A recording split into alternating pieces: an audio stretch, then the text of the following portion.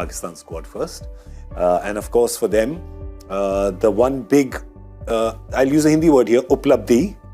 Yes, is that Shaheen Shah Afridi is back. He was not there in the Asia Cup, but Shaheen Shah Afridi, look at their pace bowlers there, right? That looks good. The all-rounders look good.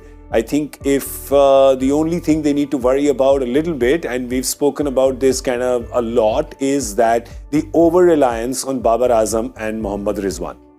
Absolutely. I think that's the thing, and the strike rate at which they're batting, are they giving the team a fair chance? Are they taking up too many balls? This is a debate that's been going on for a while. Yeah. And again, my point there is that nobody else is giving those kind of performances. I mean, Rizwan, look at the number of runs he scored this year. Yeah. You know? So I think, you've got to put that aside and say that if you, especially, and I don't believe World Cups are places where teams regularly score 200, 180, 200. Those don't happen too much in World Cups. These conditions are also very different from where you'll find in the UAE. Yeah. So today, I think if Pakistan says that, I can get 160, 165 on the board, going by what is happening right now, that's a very competitive total. So if you're going to tell your opening batsman saying that, I don't mind if Babar Azam bats at 120, 125. I don't mind if Rizwan bats at that order. A couple of the guys down the order can go and whack it a bit. I'm okay with 160. I think that's what you look at instead of looking at... You have to look at it in front of Dubai, this thing. You have to look at the size of the grounds, the kind of bounce, and say, let's put a more rational target. That's their sweet spot though. In Pakistan's batting business model, that 160, 165 is their sweet spot because that's what Babar and Rizwan can go and they get a few hits below. But the number 3 is a problem for them again, Harsha. So who do they go with? Are they going with Fakhar Zaman or are they going with Shan Masood? I'll be very surprised if they don't go with Fakhar Zaman. Because they've tried Shan Masood. He had one good innings, I think, in the... against England? In some of the warm-up games. Okay. But otherwise, I think they'll go with Fakhar Zaman and they'll go with Haider Ali at number 4. There's some talk that they might send Shadab Khan up the order and leave Asif Ali or someone like that down to finish the game. It's a chicken and egg thing with the way Babar and Rizwan bat. There's so much that's been talked about it.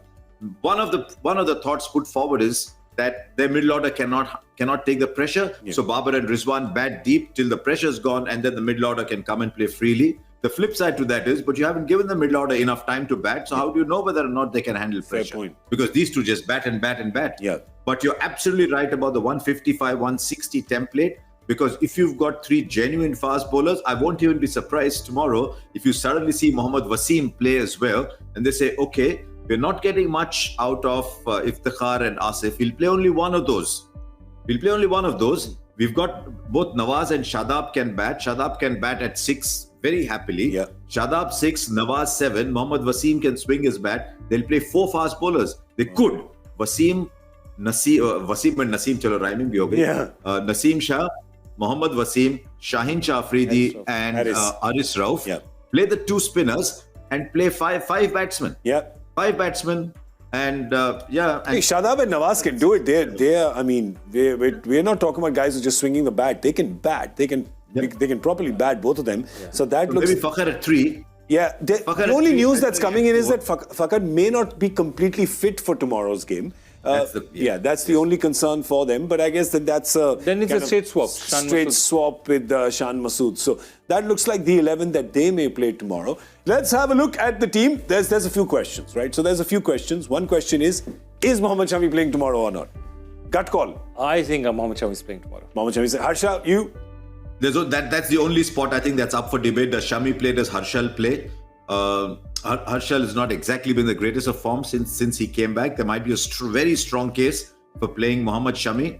They will need Shami to bowl at the back end where his performance in the last game against Pakistan was not great, but everyone has an off day. Yeah. We haven't seen anything of him since that game, so no one really knows what kind of form he is in white ball cricket. But I just think if it's slightly muggy, if they think the track at the MCG is a little bit going there, they need somebody with that extra pace.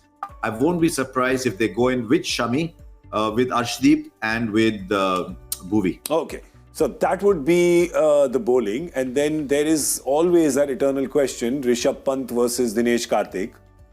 No, I think right now... That's been answered? Yeah, you think it has? Yeah, it is Dinesh Karthik. And the last question, of course, would be Ashwin/Chahal. Where do you gents stand on that? Again, they'll go with Chahal. Big boundaries.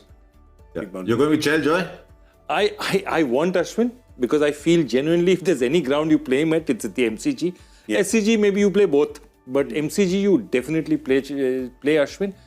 But I think the way the Indian management works and I think the way Rohit works, he's got an equation with how Chahal bowls and all. I think Chahal seems to be in the last 3-4 months India's first option. Okay. And that's the only thing. So I'm thinking that match one, generally first options come out because you don't want to second guess yourself. Good point. I think Harsha's leaning towards Ashwin given his record against Pakistan being slightly better. Yeah. I hope you're right. Ashwin becomes a defensive bowler. Ashwin becomes a defensive bowler in T20 cricket.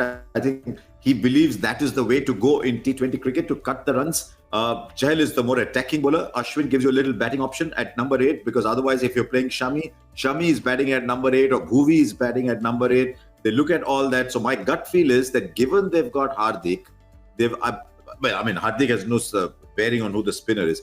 So cut that away. I was heading towards a different point. Yeah. My gut feel is they're going with the 2-finger spinners. If you look at the squad, we're thinking the team could be Rohit, Virat, Rahul. Rohit, Rahul, Virat, 3, Surya 4, Hardik 5, DK 6, Akshar 7. I think we're all in agreement till this point. There seems to be no doubt. Yeah. When it comes to the bowlers then, saying, let's say if you're going with Harsha's saying there's Ashwin, Bhuvi, Arshdeep, Shami. But Joy is saying that you're going with Chahal, Bhuvi, Arshdeep, and then who's Shami. There you go. All right. So that's it. Just the one variation between these two. But let's see who we go with tomorrow. I will add one little thing though. Yes. Gaurav, I'll add one little thing though. They'll take if they think the surface is going to grip a little. Yeah. You saw today also pace off. Sam Curran took 5 wickets. I know different ground in Perth, but pace off took 5 wickets today. Pace off spinners did very well. If they think there's a chance that the wicket will grip, pace off might be, then they will look at Harshal. But so that's. But Harshal for whom, Harshal? After looking at the surface. You think Arshdeep has a chance of being replaced at all, or it has to be Shami? It's a Shami versus Harshal decision. Perhaps. Oh, okay, but I think he's bowling thunderbolts in the nets.